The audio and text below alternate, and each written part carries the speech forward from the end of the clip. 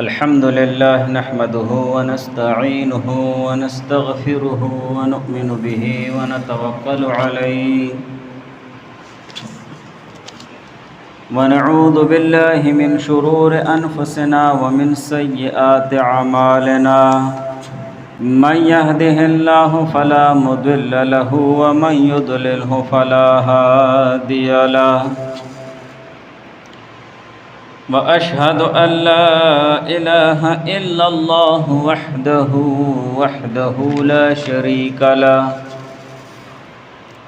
وأشهد أن سيدنا وسندنا وحبيبنا ومولانا محمدا عبده ورسوله قال الله تبارك وتعالى في كلامه المجيد والفرقان الحميد أعوذ بالله من الشيطان الرجيم بسم الله الرحمن الرحيم يا أيها الذين آمنوا لا تقدموا بين يدي الله ورسوله واتقوا الله إن الله سميع عليم يا أيها الذين آمنوا لا ترفعوا أصواتكم فوق صوت النبي ولا تجهروا له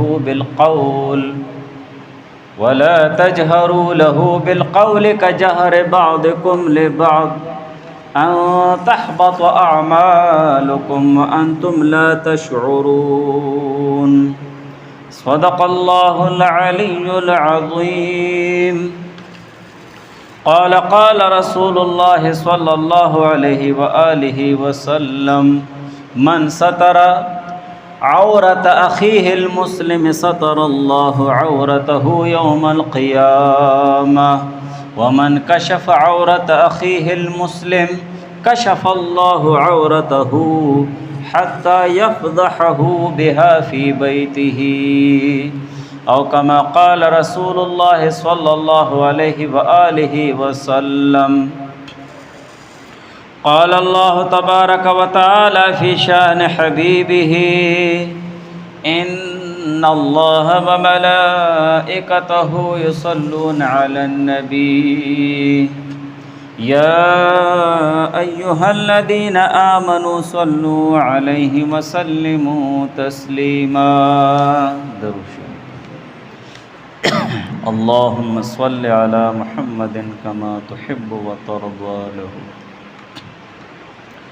اللهم صل على محمد وأنزله المقعد المقرب عندك يوم القيامة جزى الله عنا محمدا صلى الله عليه وآله وسلم ما هو أهله رب اشرح لي صدري ويسر لي أمري واحلل عقدة من لساني يفقه قولي سبحانك لا علم لنا إلا ما علمتنا إنك أنت العليم الحكيم سامعین محترم،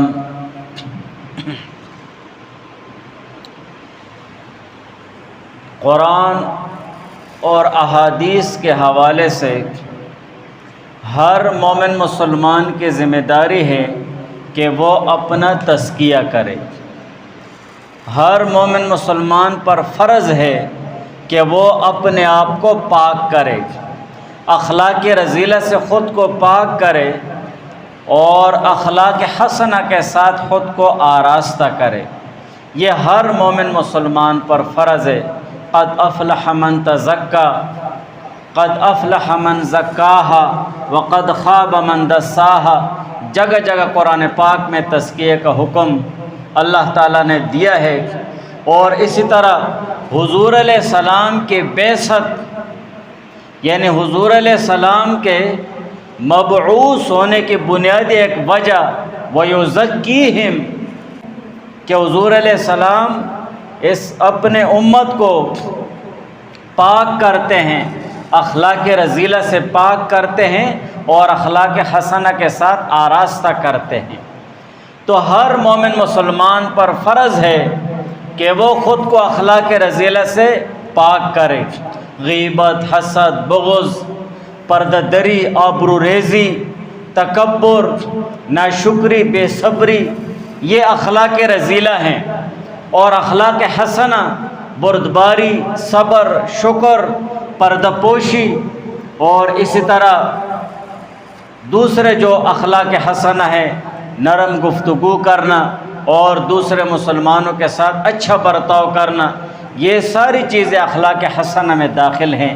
کسی مسلمان کو تکلیف نہ دینا، مسلمان کو تکلیف دینے والی چیزوں کو دفع کرنا، ان کو ختم کرنا، یہ ساری چیزیں اخلاق حسنہ میں داخل ہیں۔ لیکن مومن مسلمان کے لیے جب اپنے آپ کا پاک کرنا اخلاق رذیلہ سے اور اخلاق حسنہ کے ساتھ آراستہ کرنا یہ اس پر فرض ہے، تو طریقہ اس کا کیا ہونا چاہیے؟ تو طریقہ بھی قرآن اور احادیث کے حوالے سے یہی طریقہ ہے کہ خود کو اخلاق حسنہ سے آراستہ کرنے کا طریقہ اللہ تعالیٰ کا کلام ہے۔ اللہ تعالیٰ کے کلام میں سب کچھ ذکر ہے۔ وَلَا يَغْتَبْ بَعْضُكُمْ بَعْضًا، ایک دوسرے کی غیبت مت کرو، ایک دوسرے کی تجسس مت کرو، اور اسی طرح بدگمانیاں مت کرو، اور دوسرے احکامات افسادیوں پر عمل مت کرو۔ یا ایھا الذین آمنوا ان جاءکم فاسق بنبأ فتبینوا، افسادیوں اور ایک دوسرے جو ادھر ادھر سے باتیں اڑاتے ہیں ان کے باتوں پر عمل مت کرو یہاں تک کہ ان کی تحقیق کر لو۔ اسی طرح دوسرے احکامات اللہ تعالیٰ نے ذکر کیے ہیں، اور خود کو اخلاق حسنہ کے ساتھ آراستہ کرو۔ صبر اور شکر کا ذکر ہے، اور اسی طرح نرمی کا ذکر ہے۔ انک لعلی خلق عظیم، حضور علیہ السلام کے اخلاق کی صفت اور ان کا عظیم ہونا ذکر ہوا ہے، اور تمام احادیث میں حضور علیہ السلام کا اخلاق ذکر ہوا ہے۔ حضرت عائشہ رضی اللہ تعالی عنہا سے کسی نے پوچھا کہ حضور علیہ السلام کے اخلاق کیسے تھے؟ تو حضرت عائشہ رضی اللہ تعالی عنہا نے اس سے عرض کیا کہ تو نے قرآن نہیں پڑھا ہے؟ کان خلقہ القرآن، کہ حضور علیہ السلام کے اخلاق قرآن ہی تھا، قرآنی تعلیمات، اللہ تعالیٰ کے احکامات وہ حضور علیہ السلام کے اخلاق حسنہ تھے۔ تو یہی ایک طریقہ ہے قرآن اور احادیث کے حوالے سے اپنے آپ کو پاک کرنا ہے۔ قرآن اور حدیث کے حوالے سے پھر صوفیانہ نظام ہے، مدارس کا نظام ہے، دعوت و تبلیغ کا نظام ہے، لیکن ان تمام نظامات میں احکام چلیں گے تو قرآن اور حدیث کے حوالے سے۔ قرآن اور حدیث کے مطابق ایک صوفی اور ایک مرشد آپ کی تربیت کرے گا اور آپ کا تزکیہ کرے گا۔ مدرسے میں اگر آپ جاتے ہیں تو قرآن اور حدیث کے حوالے سے آپ کی تربیت ہوگی، آپ کے اخلاق بنائے جائیں گے۔ اگر آپ دعوت و تبلیغ میں کہیں جاتے ہیں جو چلتا پھرتا مدرسہ ہے تو قرآن اور حدیث کے حوالے سے آپ اپنے اخلاق کو آراستہ کریں گے، اخلاق رذیلہ سے خود کو پاک کرو گے۔ یہ طریقے ہیں، لیکن دور حاضر میں جو طریقہ ہم نے اپنایا ہے قرآن اور حدیث سے ہٹ کر، تو ہم نے اپنے آپ کے اصلاح کے لیے اور دوسروں کے اصلاح کے لیے جو چیز اپنائی ہے تو وہ ہے سوشل میڈیا۔ فیس بک کو ہم نے اپنے اصلاح کا ذریعہ بنا دیا ہے اور دوسروں کے اصلاح کا ذریعہ بنا دیا ہے۔ واٹس ایپ کو اپنے اصلاح کا اور دوسروں کے اصلاح کا ذریعہ بنا دیا ہے۔ اسی طرح یوٹیوب کو اپنے اصلاح کا اور دوسروں کے اصلاح کا ذریعہ بنا دیا ہے۔ یہ اصلاح کرنے کے طریقے نہیں ہیں، یہ صرف آپ کے پاس معلومات دینے کے طریقے ہیں۔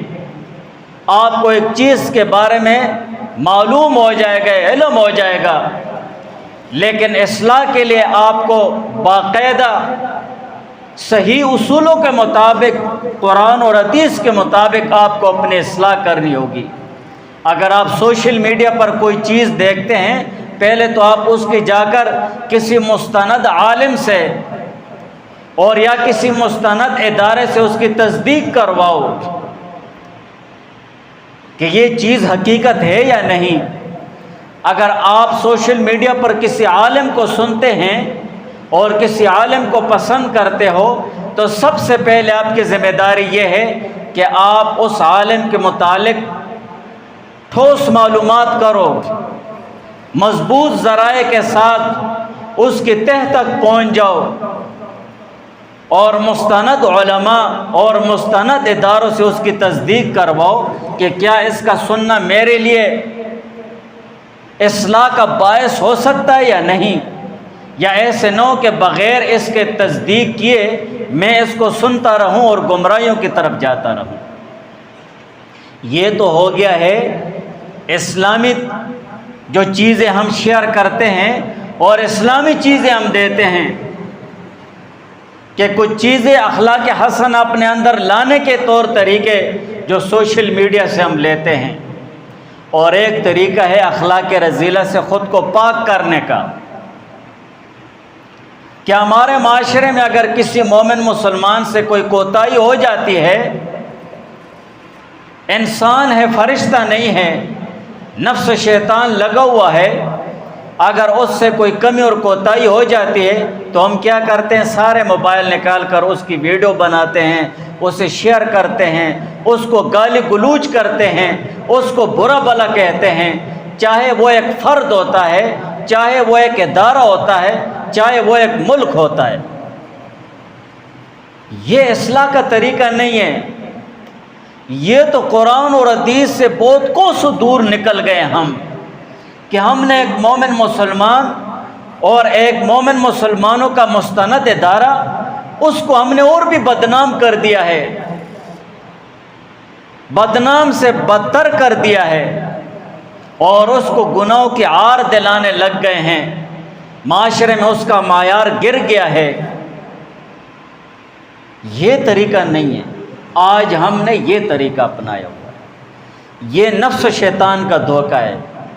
جو چیز میں آپ لوگوں کو بتانا چاہتا ہوں اور جس چیز کی طرف آپ کو دعوت فکر دینا چاہتا ہوں، وہ بحیثیت عالم ہونے کی ہر عالم کی ذمہ داری کہ وہ عوام تک یہ بات پہنچائے تاکہ وہ گناہ سے بچ جائیں، نفس و شیطان کے وسوسوں سے بچ جائیں اور گمراہ ہونے سے بچ جائیں۔ یہ ہر عالم کی ذمہ داری ہے۔ تمام اختلافات اور ہر طرح کے سیاسی اختلافات سے بالاتر ہو کر، ان تمام اختلافات کو ایک طرف رکھ کر ہر عالم کی ذمہ داری کہ وہ عوام تک یہ آواز پہنچائے کہ خود کو گناہ سے بچاؤ، خود کو کسی مسلمان کے متعلق گناہگار ہونے سے بچاؤ، وہ ادنا سے ادنا مسلمان ہے یا اعلیٰ سے اعلیٰ مسلمان ہے، وہ اعلیٰ ایمان کا مسلمان ہے یا کمزور ایمان کا مسلمان ہے، وہ بہت زیادہ نیک ہے یا وہ بہت زیادہ گناہگار ہے، لیکن اس کے متعلق خود کو گناہوں سے بچاؤ، خود کو اس کے متعلق گناہگار ہونے سے بچاؤ۔ ایسے نہ ہو کہ تمہاری زبان اور تمہاری قلم اور تمہاری انگلیوں سے ایسے الفاظ اس کے متعلق نکل جائیں کہ کل قیامت کے دن اس کے لیے معافی کا ذریعہ بن جائیں اور تمہارے لیے پکڑ کا ذریعہ بن جائیں، اس کے لیے پردے کا ذریعہ بن جائے اور تمہارے لیے آبروریزی کا ذریعہ بن جائے، اس کے لیے نجات کا ذریعہ بن جائے اور آپ کے لیے ہلاکت کا ذریعہ بن جائے۔ اسی وجہ سے اپنی اصلاح، اپنے اہل و عیال، اپنے دس نگر اور اپنے معاشرے، اپنے مقتدی، اپنے شاگرد اور اسی طرح اپنے جو رفقا ہیں اور صوفی ہیں، سب کی اصلاح کا ایک ہی طریقہ ہے قرآن اور حدیث کے مطابق۔ اور دو باتیں ذکر کروں گا۔ پہلی بات اس حوالے سے یہ ذکر کروں گا کہ اگر آپ لوگوں نے دیکھا ہو جو غیر مسلم ہیں وہ آئے دن حضور علیہ السلام کے شان میں گستاخیاں کرتے ہیں کسی طریقے سے بھی، اور یہ ان کا ایک ایسا وار ہوتا ہے کہ وہ وقتاً فوقتاً مومن مسلمانوں کا ایمان پرکھتے ہیں، مومن مسلمانوں کا ایمان جانچتے ہیں کہ آؤ تیلی لگاؤ، اور ان کے اندر جو ایمانی جذبہ ہے اور ایمانی اسپرٹ ہے، جو ایمانی ولولہ ہے، وہ ہے یا ختم ہو گیا ہے۔ جب وہ تھوڑی سی انگلی کر جاتے ہیں اور اس طرح حضور علیہ السلام کی شان میں الیاذ باللہ یا صحابہ کی شان میں الیاذ باللہ کوئی اس طرح اعلیٰ سے تو اعلیٰ دور کی بات ادنیٰ سی گستاخی بھی کرتے ہیں تو مسلمانوں میں اشتعال پیدا ہو جاتا ہے، ایمانی جذبہ ابھر آتا ہے، اور ایسی چیزوں کے سامنے وہ سیسا پلائی ہوئی دیوار بن جاتے ہیں، اپنے سینے پر گولیاں نہیں گولے کھانے کے لیے تیار ہو جاتے ہیں۔ لیکن تھوڑا سا ہمیں بھی ہوش سے کام لینا چاہیے کہ وہ ظالم بدبخت انسان جب ایسی کوئی حرکت کرتا ہے اور مومن مسلمانوں کے ایمان کو پرکھتا ہے اور دیکھتا ہے اور سوشل میڈیا پر یہ چیز آ جاتی ہے تو ہمیں تھوڑا عقل مندی سے کام لینا چاہیے۔ ہم میں سے اکثر لوگ کیا کرتے ہیں، بس وہ گستاخانہ مواد الیاذ باللہ اٹھا کر لکھ دیتے ہیں، کمنٹس میں لعنت لکھو اور شیئر کر دو، کمنٹس میں لعنت لکھو اور شیئر کر دو، کمنٹس میں لعنت لکھو اور شیئر کر دو۔ یہ غلط ہے۔ جب بھی آپ سوشل میڈیا پر پوسٹ کو کلک کرو گے، اس کو ویوز بھی مل گیا ہے، اس پوسٹ دینے والے کو ویوز بھی مل گیا ہے، اس کی ٹی آر پی بھی بڑھ گئی ہے، اس کا پیج اور اس کا جو چینل ہوتا ہے وہ اوپر چڑھ جاتا ہے۔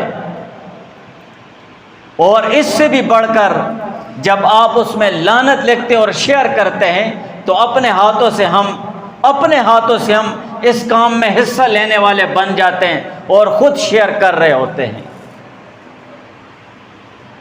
ایسے نہیں کرنا چاہیے۔ کچھ معاملات اور کچھ چیزیں ایسی ہوتی ہیں، کچھ فتنے اور فساد ایسے ہوتے ہیں جن کا دبانا ہی بہتر ہوتا ہے، جس کے دبانے میں یہ مومن مسلمانوں کے لیے خیر ہوتی ہے، جس کے دبانے میں مومن مسلمانوں کی عزت اور آبرو کا بچاؤ ہوتا ہے۔ اگر ہمارے گھروں میں خدا نخواستہ کسی سے کوئی کمی اور کوتاہی ہو جائے تو کیا وہ چیز ہم سوشل میڈیا پر شیئر کر کے کیا کہتے ہیں کہ لعنت لکھو اور شیئر کرو؟ یہ طریقہ نہیں ہے نا اصلاح کا۔ بڑھ کے بس چپ کر جاؤ، اس چیز کو یہاں ختم کر دو، اس پر مٹی ڈال دو، چپ کر جاؤ۔ جتنا چپ ہوگا اور جتنا اس چیز کو آپ دبائیں گے اتنا ہی اس کے شر سے آپ بچ جاؤ گے۔ تو ہم مومن مسلمان کا مکلی کا مظاہرہ کرتے ہوئے لعنت لکھو اور شیئر کر دو۔ ان لوگوں کو لعنت کا کیا پتہ لعنت کیا چیز ہے؟ جب ان کے سامنے ایک پوسٹ دینے والے نے ایک مرتبہ لکھ دیا ہے اور آپ لوگوں نے 10,000 لوگوں نے شیئر کر دیا ہے، جب بڑی ساری اسکرین پر 10,000 پوسٹ اس کے سامنے آتی ہے تو خوش ہو جاتا ہے کہ میری تو بھائی واہ واہ ہو گئی ہے دنیا پر۔ اس کو کیا پتہ ہے کہ لعنت کیا چیز ہے؟ ان کو اگر لعنت کا علم ہوتا تو وہ یہ کام کرتے۔ لعنت کی حیثیت تو مسلمانوں کے ہاں ہے،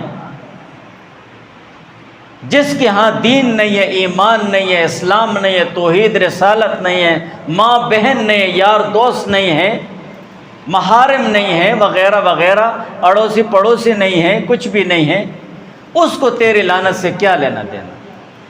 لہٰذا جب بھی ایسی کوئی چیز سامنے آ جائے آپ اس کو رپورٹ کر دیں، بس اس کو کلک مت کرو۔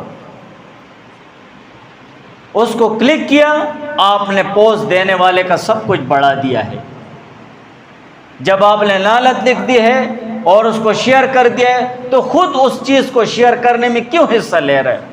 اس چیز کو یہاں پر ہی دبا دو، بس ایک کام یہ کرنا ہے۔ اور دوسری چیز یہ ہے کہ ہمارے معاشرے میں جب بھی کوئی مومن مسلمان اس سے کوئی بھی کوتاہی ہو جائے، چاہے وہ ہمارا اپنا ہے، پرایا ہے، جو کوئی بھی ہے، اس مومن مسلمان کا تعلق معاشرے میں سے اعلیٰ افراد کے ساتھ ہے یا ادنی افراد کے ساتھ ہے، تو اس فرد اور اس فرد کے متعلق کوئی بھی کمی کوتاہی کبھی بھی سوشل میڈیا پر شیئر مت کرو۔ اگر آپ نفس و شیطان کے دھوکے میں آ کر یہ کہتے ہیں کہ آ جاؤ، یہ ایک ایسا بھیانک معاملہ ہے اور ایک ایسی چیز ہے جس کو میں شیئر کر کے ویوز لوں گا، یہ لوں گا، وہ لوں گا، آپ حرام کما رہے ہیں۔ اس کے ذریعے جتنی بھی آمدن تیرے لیے آئے گی وہ حرام ہوگی۔ حرام پیسوں پر تو وہ الگ چیز ہے، حرام کمائی، لیکن ایک مومن مسلمان کی کتنی پردہ دری ہو گئی ہے، کتنی ابروریزی ہو گئی، کتنی بے عزتی ہو گئی ہے، پوری دنیا پر تو نے اس کو رسوا کر دیا ہے۔ حالانکہ قرآن کیا کہتا ہے؟ پردہ ڈالو۔ حضور علیہ السلام کیا فرماتے ہیں؟ پردہ ڈالو۔ اپنے مسلمان بھائی پر پردہ ڈالو، اس کی اصلاح کرو، اس کو رسوا مت کرو۔ وَلَا تُعَيِّرُوهُمْ، اس کو عار بھی مت دلاؤ۔ عار دلانا سمجھاتا ہوں، یہ ایک عام اور ادنی مسلمان کی حالت ہے، اور اگر عام اور ادنی مسلمانوں میں سے اعلیٰ مومن مسلمان ہے، کوئی حافظ ہے، کوئی عالم ہے، کوئی خدا پرست اور نیک پرست انسان ہے، آپ نے اس کے متعلق کوئی ایسی چیز شیئر کر دی ہے جو اس کے لیے اور اس کے اپنے طبقے کے لیے بدنامی کا ذریعہ بن گیا ہے، تو آپ قیامت کے دن کیا جواب دو گے کہ میں نے کتنا پردہ ڈالا تھا ایک مومن مسلمان پر؟ آپ کیا کہہ رہے ہیں؟ اس کی اصلاح ہو رہی ہے، یا معاشرے کی اصلاح ہو رہی ہے، یا اپنی اصلاح ہو رہی ہے؟ یہ غلط طریقہ ہے۔ غلط طریقے کے ساتھ ہم اپنی اصلاح کر رہے ہیں۔ کس نے کہا ہے کہ فیس بک اور یوٹیوب اور واٹس ایپ پر تمہاری اصلاح ہو جائے گی، تو غوث کتب اور ولی بن جائے گا، تمام معاشرے میں خیر پھیل جائے گا؟ کس نے کہا ہے؟ یہاں پر 200 ورکر ہیں، 200 ورکروں کے ہاتھوں میں موبائل دے دو اور اس سے کہو کہ واٹس ایپ اور فیس بک استعمال کرو، اور آپ ان کا تماشا کریں، وہ 1 منٹ بھی اپنے اصلاح کے لیے استعمال نہیں کرتے۔ 1 منٹ تو دور کی بات، اس کے سامنے اصلاح کی پوسٹ ہی نہیں آتی ہے، اس لیے کہ وہ اصلاح کی چیز کو کلک نہیں کرتا ہے۔ کس نے کہا ہے کہ ان لوگوں نے، ان غیر مسلموں نے، دین اور دینداری پر ڈاکہ ڈالنے والے، اسلام اور دین کے ختم کرنے والوں نے یہ اصلاح کے لیے بنایا ہوا ہے، یہ انہوں نے عیاشی کو فروغ دینے کے لیے بنایا ہوا ہے؟ اور ہم مومن مسلمان کیا کرتے ہیں؟ اس طریقے کے ساتھ خود کو بھی بے عزت کرتے ہیں، رسوا کرتے ہیں، اپنے مسلمان بہن بھائیوں کی بھی رسوا کرتے ہیں، اپنے ادارے بھی رسوا کرتے ہیں۔ شاباش بھائی، یہ غلط طریقہ ہے۔ جس مومن مسلمان کے ایمانی جذبہ ہوتا ہے دل میں، جس مومن مسلمان کے دل میں ایمانی جذبہ ہوتا ہے، وہ حقیقت میں مومن مسلمان ہے، اس کی انگلیاں ایسے کرنے پر حرکت بھی نہیں کریں گی، چہ جائے کہ وہ ایسا کر جائے۔ مومن مسلمان کی شان ایسے نہیں ہے۔ مومن مسلمان ایسی چیز دیکھ کر اس کی آنکھوں میں آنسو آ جاتے ہیں کہ یا اللہ ہمیں معاف کر، یہ ہماری کمزوری ہے، یہ ہماری کمبختی ہے، یہ میں مسلمان کمزور ہوں، اسی لیے میرا مسلمان بھائی اس طرف جا رہا ہے۔ تو یہ ہماری کمزوریاں ہیں، خانگی حوالے سے بھی، عائلی حوالے سے بھی، معاشرتی حوالے سے بھی، ملکی حوالے سے بھی، شہری حوالے سے بھی، ہر حوالے سے۔ آج آپ دیکھتے ہیں آئے دن تھوڑے سے عرصے میں کتنے ادارے ہم لوگوں نے خود اپنے ہاتھوں سے بدنام کر رہے ہیں، کتنے علماء، صلحاء، نیک لوگ کتنے ہم بدنام کر رہے ہیں۔ اور اس سے بھی بڑھ کر ہم بغیر کسی ثبوت کے آنکھیں بند کر کے کسی چیز پر ہم یقین کر کے اس کو سوشل میڈیا پر وائرل کرنے کی کوشش کر رہے ہوتے ہیں۔ یہ غلط طریقہ ہے۔ حضور پاک صلی اللہ علیہ وسلم کے احادیث اور قرآن کے حوالے سے ایک مسلمان کی دینی اور اخلاقی ذمہ داری یہ ہے، ایک مسلمان دوسرے مسلمان پر پردہ ڈالے گا، اس کے عیبوں پر پردہ ڈالے گا، اس کی پردہ پوشی کرے گا، اور پردہ پوشی کی فضیلت بھی آئی ہے۔ حضور علیہ السلام نے فرمایا من ستر مسلمن سترہ اللہ فی الدنیا والآخرہ، جو شخص مومن مسلمان پر پردہ ڈالے گا دنیا و آخرت میں اللہ تعالیٰ اس پر پردہ ڈالے گا۔ یہ پردہ ڈالنے کا طریقہ نہیں ہے جو طریقہ ہم نے اختیار کیا ہے، نہ یہ پردہ ہے نہ یہ اصلاح ہے، یہ آگے بتاتا ہوں یہ کیا، یہ بربادی ہے۔ نفس و شیطان نے ایسے جکڑ کے رکھ دیا ہے ہر اس مومن مسلمان کو جو موبائل اور سوشل میڈیا کو اس طور پر وہ استعمال کر رہا ہے، اور وہ اس کو کمال کہتا ہے اپنا۔ یہ اس کا کمال نہیں ہے، یہ اس کی کمبختی ہے جو گمراہی کی طرف جا رہا ہے، گمراہی کی طرف جا رہا ہے۔ کل اس کے متعلق بھی کوئی نہ کوئی پتہ نہیں کتنا کچھ شیئر کر دیتے کہ فلاں کے متعلق یہ چیزیں دینے والا آج خود لوگوں کے ہتھ کنڈوں میں آ گیا، پھنس گیا ہے۔ تو یہ طریقہ نہیں ہے۔ ابن حجر رحمہ اللہ تعالیٰ نے فرمایا پردہ پوشی سے مراد کسی نے کوئی برائی دیکھی تو اسے لوگوں کے سامنے بیان نہ کرے۔ کوئی برائی دیکھ لی ہے اسے بیان مت کرو، اس پر پردہ ڈالو، مٹی ڈالو، وہاں چپ کر جاؤ کہ حیا کا یہ پردہ اپنی جگہ رہ جائے۔ حیا کا پردہ اٹھا کر بے حیائی کا ماحول مت بناؤ، یہ بے حیائی کو فروغ دینا ہے۔ اور پردہ پوشی نہ کرنے والے کے متعلق وَمَنْ كَشَفَ عَوْرَةَ أَخِيهِ الْمُسْلِمِ كَشَفَ اللَّهُ عَوْرَتَهُ، جو کوئی اپنے مسلمان بھائی کی عورت اور اس کا پردہ اٹھائے گا اللہ تعالیٰ اس کا پردہ اٹھائے گا حَتَّى يَفْضَحَهُ بِهَا فِي بَيْتِهِ، یہاں تک کہ اللہ تعالیٰ اسے اس کے گھر میں رسوا کر دے گا۔ چھپتا رہے گا، گھر کے کونے میں بیٹھ جائے گا، تب بھی اللہ تعالیٰ اسے رسوا کر دے گا۔ ستر المسلم سے مراد عیوب اور ذلات کو چھپانا ہے۔ جو عیب ہوتے ہیں، عیب ساری چیزوں کو شامل ہے، چھوٹی چیزیں بھی ہیں، چھوٹے گناہ بھی ہیں، بڑے گناہ بھی ہیں، اور ذلات چھوٹے گناہ اور بڑے گناہ سب کو شامل ہے، ان پر پردہ ڈالو۔ حضور علیہ السلام نے فرمایا کہ اللہ تعالیٰ انتہائی حیا والا اور پردہ پوش ہے، حیا اور پردہ پوشی کو پسند کرتا ہے۔ وَسَتَّارُ الْعُیوب، وہ تو عیبوں پر پردہ ڈالنے والی ذات ہے۔ جب وہ عیبوں پر پردہ ڈالنے کو پسند فرماتا ہے، جو چیز اللہ پسند کرے اس کو ہم کیوں نہ پسند کریں؟ اس کو تو ہمیں سر فہرست لینا چاہیے۔ ان احادیث سے معلوم ہوا کہ انسان میں کوئی اخلاقی یا عائلی معاملاتی یا خاندانی کوئی بھی برائی دیکھے تو ذلیل کرنے کی نیت سے لوگوں میں بیان نہیں کرنی چاہیے، بلکہ انہیں برائی سے روکنے کی نصیحت کرے اور اللہ تعالیٰ سے ڈرنے کی تلقین کرے اور توبہ کرنے کی ترغیب دے اسے۔ اس پر پردہ ڈالے، اس کے پیچھے لگ جائے، دعوت و تبلیغ کرے اس کے پیچھے۔ بھائی کیا کر رہے ہو؟ یہ کوئی طریقہ ہے؟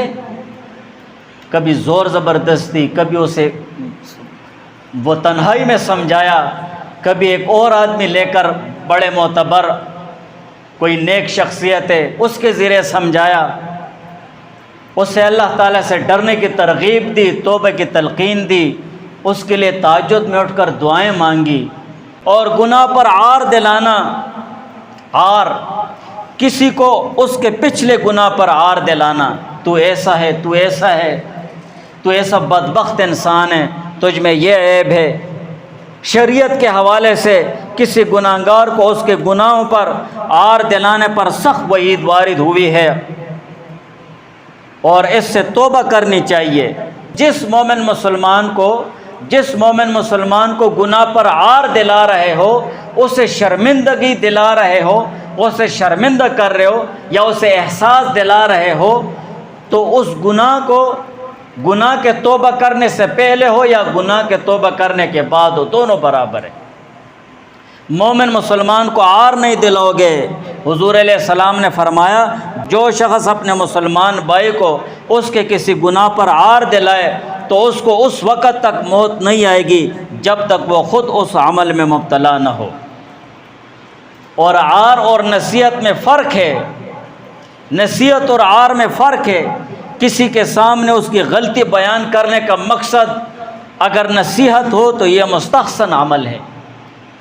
استاذ ہے، کوئی سرپرست ہے، کوئی نگران ہے، کوئی افسر ہے، اگر وہ دو چار آدمیوں کے سامنے کسی کی غلطی پر تنبیہ کرتا ہے اسی نیت سے کہ اس کی اصلاح ہو جائے، اس کے اصلاح کی غرض سے میں اس طرح کر رہا ہوں، تو یہ مستحسن عمل ہے۔ اور اگر زجر اور توبیخ ہو تو یہ فعل مذموم ہے، زجر کر رہا ہے، ڈانٹ ڈپٹ کر رہا ہے، گالی گلوچ کر رہا ہے، اور اسی طرح سب کے سامنے اس کو ذلیل کر رہا ہے، عار دلا رہا ہے، تو یہ عمل غلط ہے۔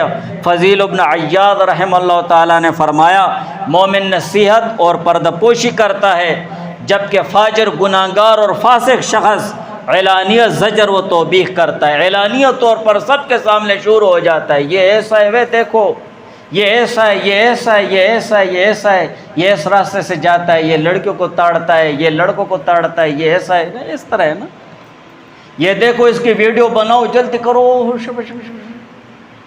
پتہ نہیں وہ غریب اپنے کس کام سے جا رہا ہوگا، اگلا اس کی ویڈیو بنا کر اپلوڈ کر دیتے، یہ دیکھو، کوئی حقیقت ہی معلوم نہیں ہے، اندھیرے میں تیر چلانا ہے، بغیر کسی ثبوت کے اس مومن مسلمان کو بدنام بھی کر دیا، عار بھی دلا دی ہے۔ فضیل بن عیاض رحمہ اللہ تعالیٰ نے نصیحت اور عار میں فرق بیان کر دیا کہ نصیحت میں پردہ پوشی ہوتی ہے اور عار میں تشہیر ہوتی ہے، عار میں تشہیر ہوتی ہے۔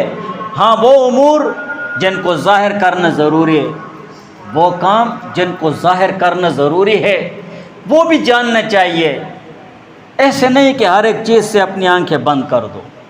حضور علیہ السلام نے فرمایا کل امتی معافن الا المجاہرین، میرے ہر امتی کی معافی ہے، میرا ہر امتی معاف کر دیا جائے گا، الا المجاہرین، سوائے کھلم کھلا کرنے والوں کے، وَإِنَّ مِنَ الْمُجَاهِرَةِ، اور یہ کھلم کھلا گناہ کرنے والوں میں سے وہ ہے ان یعمل الرجل باللیل عملا، کہ رات کے وقت کوئی آدمی کوئی عمل کرے، کوئی گناہ کرے، ثم یصبح وقد سترہ اللہ تعالی، اور پھر صبح کر اس حال میں کہ اللہ تعالیٰ نے اس پر پردہ ڈالا ہوتا ہے، فیقول، تو یہ صبح صبح کہتا ہے یا فلان و اے فلان عملت البارحہ کذا و کذا، یار گزشتہ رات ہم نے ایسے ایسے کیے، مزے تھے اور بس کوئی نہ پوچھو، وقد بات یسترہ ربہ، اور اس نے رات ایسے حال میں گزاری ہوتی ہے کہ اللہ تعالیٰ اس پر پردہ ڈالا ہوتا ہے،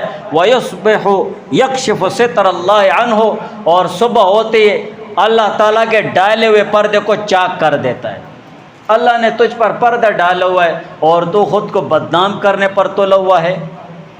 جو ایسے لوگ ہوتے ہیں معاشرے میں کھلم کھلا گناہ کرنے والے ہوتے ہیں، دین اسلام کے نام پر دبب بن رہے ہیں، اور اسی طرح ان کا ایک مرتبہ نہیں ہوتا ہے گناہ کرنا، وہ ایسے گناہوں کے عادی بن چکے ہوتے ہیں، معاشرے کے لیے ناسور بن چکے ہوتے ہیں، اور وہ معاشرے میں گند پھیلانے والے ہوتے ہیں۔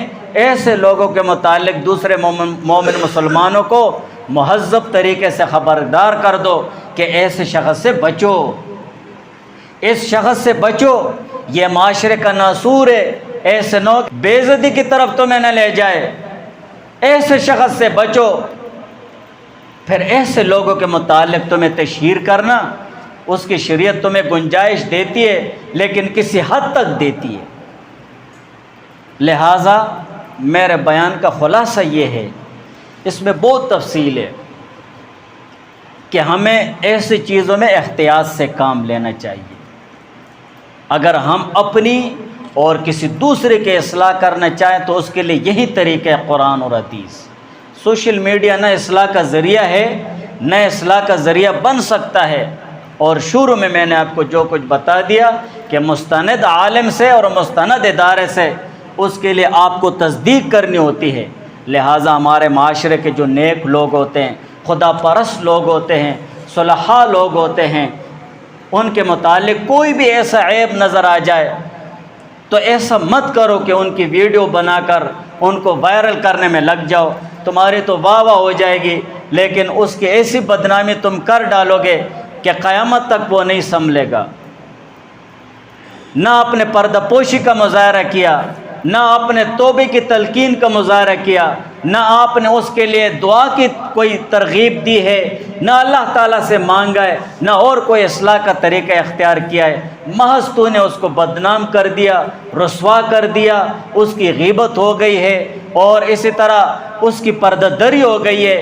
اور حضور علیہ السلام نے فرمایا کہ سود سے بدتر سود وہ مومن مسلمان کی آبروریزی ہے، آبروریزی ہے۔